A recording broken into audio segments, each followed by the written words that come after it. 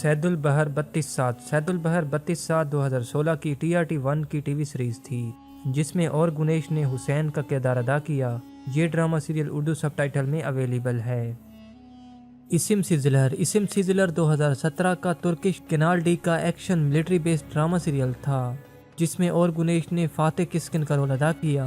ये drama serial Urdu subtitle में nameless और गुमनाम के नाम से मौजूद है।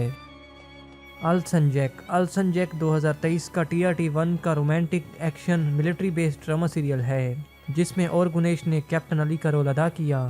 ये ड्रामा सीरियल उर्दू सबटाइटल में सुर्ख परचम के टाइटल से अवेलेबल है।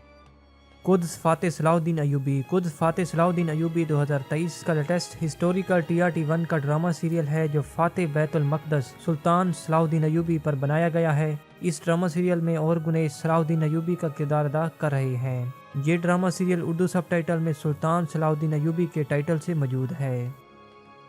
दिरलिस एर्तुगरुल 2014 की TRT1 की most watchable most famous historical TV series थी, जिसके सेकंड सीजन में और गुनेश ने तैमूर का किरदार अदा किया।